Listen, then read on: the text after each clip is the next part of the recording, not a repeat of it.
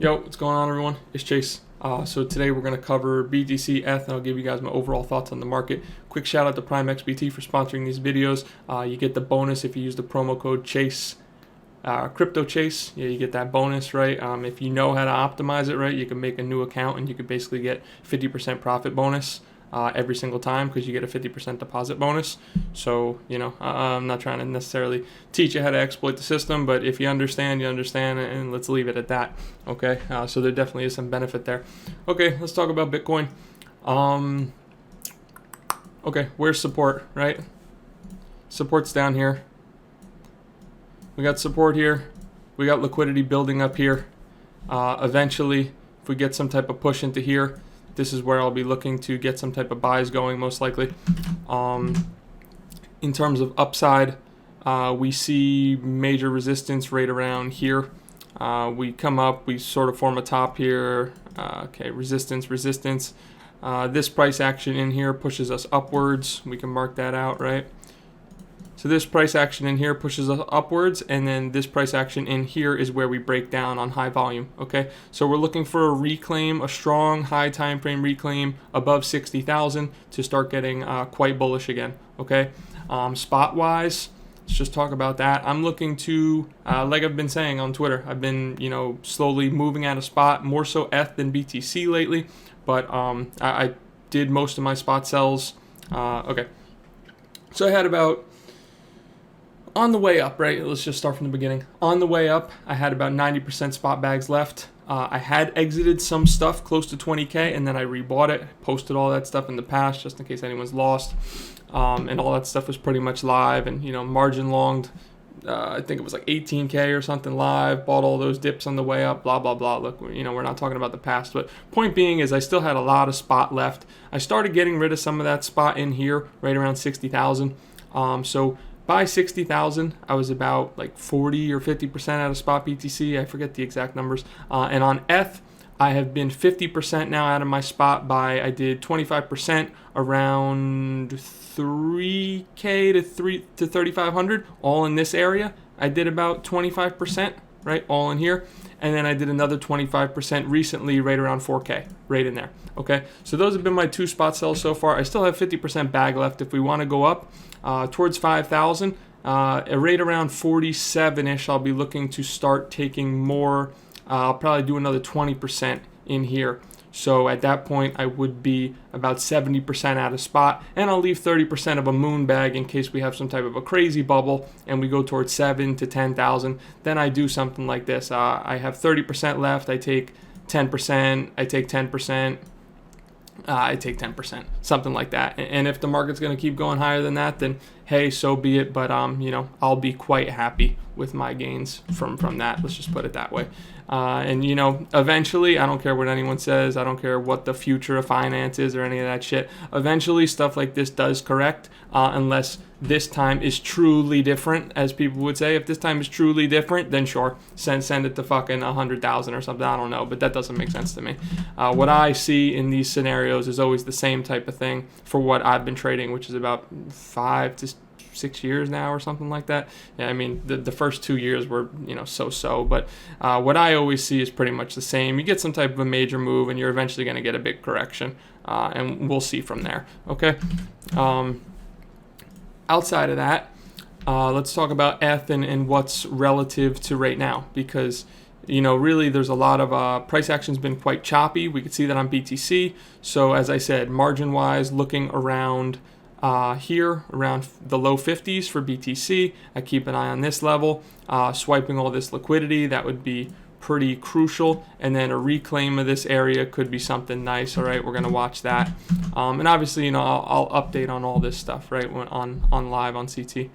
Okay, for ETH is at that point where you're like, oh, well, this is pretty choppy, or, where do I get in here? Because it's just basically a straight parabolic move, not sure where to get in. Okay, so we just bring it to the daily, right? And we're just going to look for that bullish order block. Quite simple. We'll look for where support was previously. What caused the move upwards, right? What caused the move upwards was here. We break above resistance. We consolidate. We push north. If it's super bullish, right? If it's super bullish, you look at like this level right here, which actually got front ran recently. So this could be super bullish, right?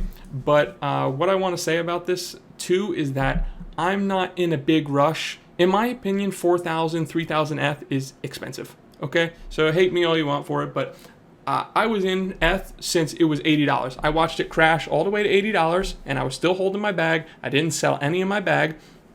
So 4K is expensive to me, okay? Now, if you just hopped in at 3,500 and you think, oh, it's going to 10K, sure, feel free. And, it's your money, all right? Let's just put it that way. And, this overall video is going to be a bit of tough love, but I'm just going to speak my mind.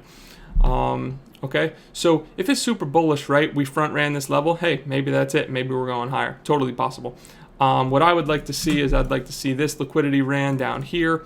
And in my opinion, the buy zone is this blue box, and especially a run of this low, something like this, and boom, and then we start, going back towards either a resistance level, right, into where I look to take profit, or we flip that and we go higher. So you typically, in a situation like that, you're going to lock in like 70% right here, and you're going to leave 30% to see if it can go higher.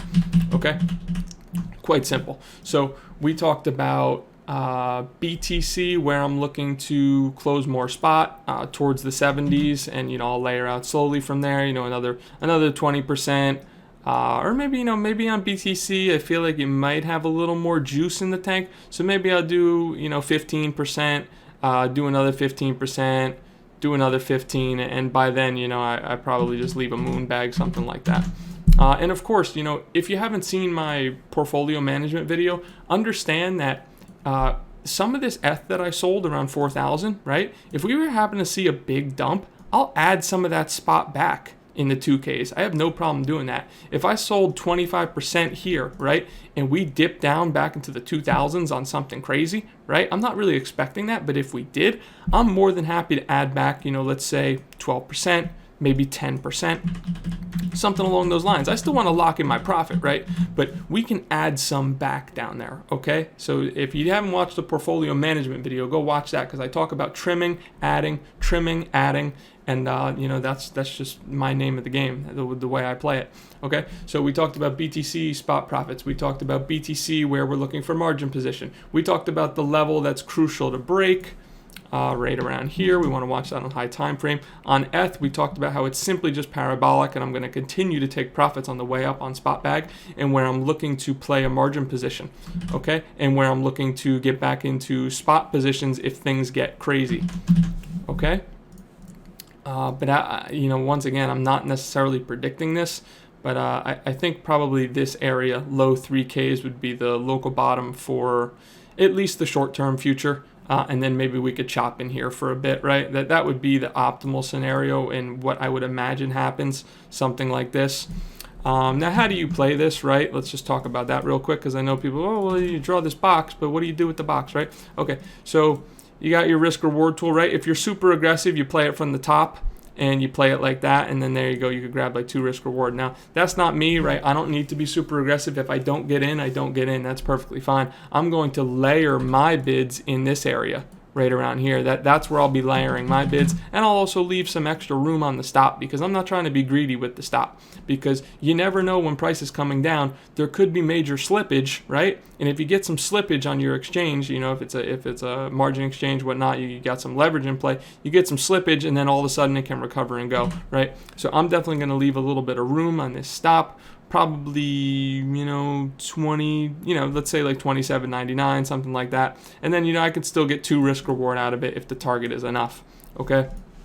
And when you're talking these type of trades, right, you may risk a little more than you typically would, right? Normally on a trade, say if you're, you might be scalping or whatnot. I might be scalping. I might only risk, let's say my average risk, let's say my average risk is $1,000. Okay, just to use an example, right? If I'm scalping 5-minute charts, I might not use $1,000 risk. I might use 500. I might use 250.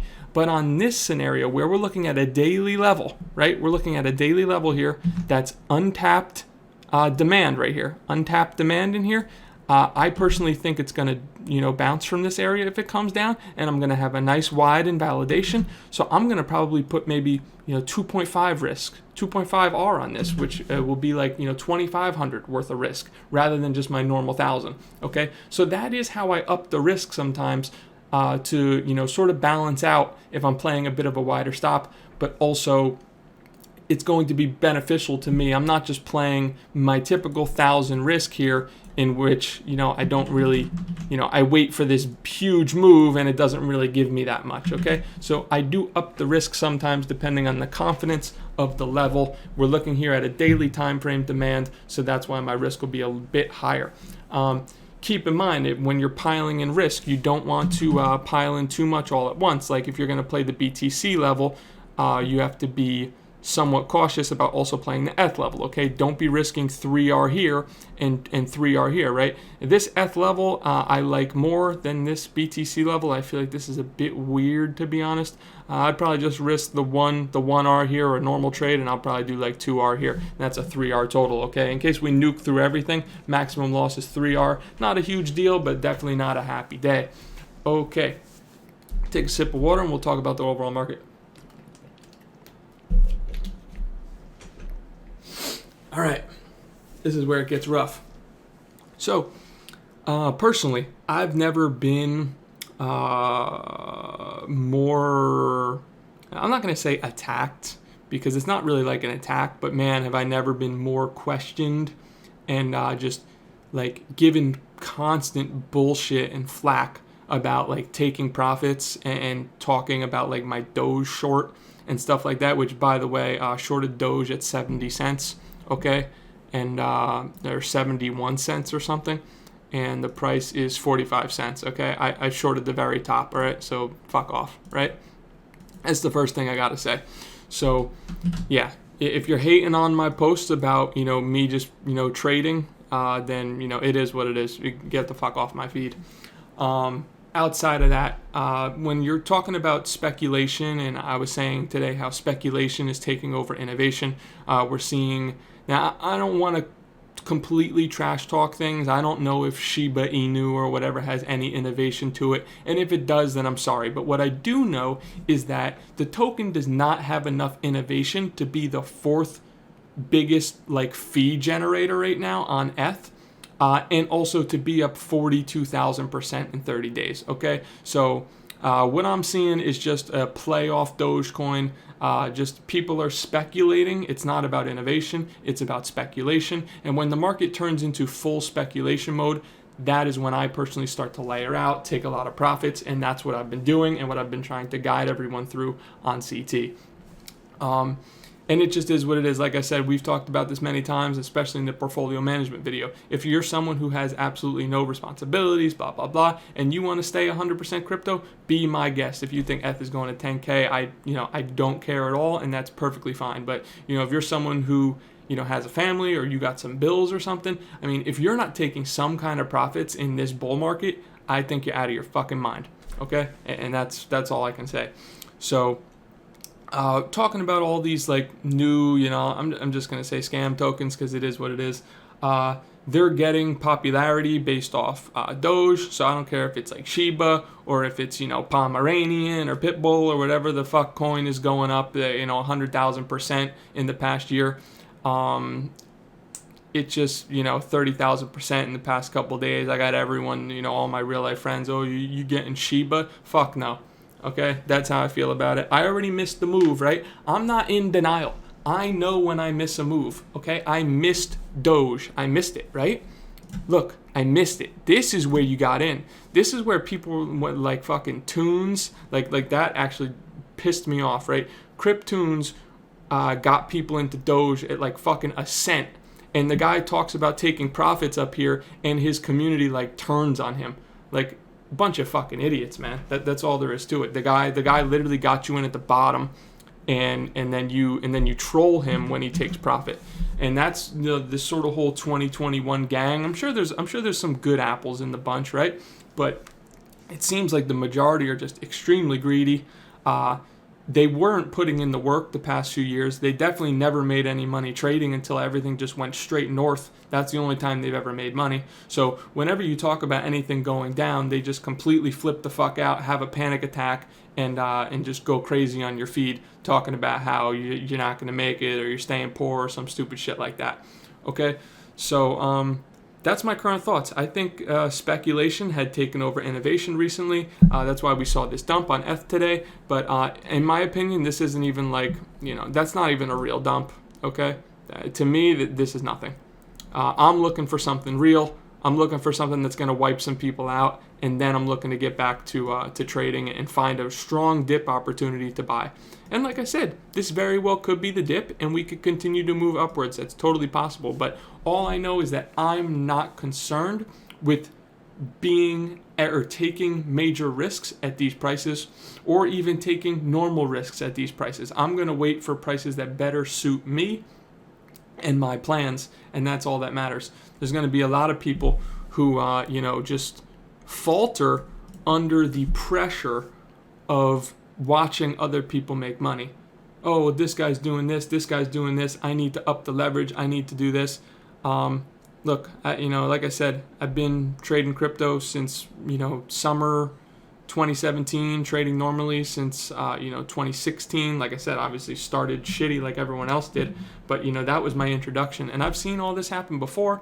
And while I understand the whole super cycle and all that stuff, I'm definitely not fucking as smart as like that guy Suzu or whatever. I'm the guy's like a genius or something. He's been calling it all the way along, but all I do know is that I got to take some profits in here, and I know when people are getting very greedy. And we're seeing extreme greed lately from things like Doge and SHIB and all that other stupid shit that, frankly, are worthless tokens. They shouldn't be worth anything. There's, like I said, maybe SHIB does have some innovation. I don't know. But Doge was literally created as a joke. And the only reason it ever started pumping was because Elon Musk started talking about it. And some people were able to spot that, and were able to spot the sentiment. Some of the, the younger Zoomers like fucking Tunes, and he spotted that shit, and he called it all the way up. But like I said, when he called to take some profit, half the people who followed him all of a sudden turned on him. And if anything, that was a sign to, lock in.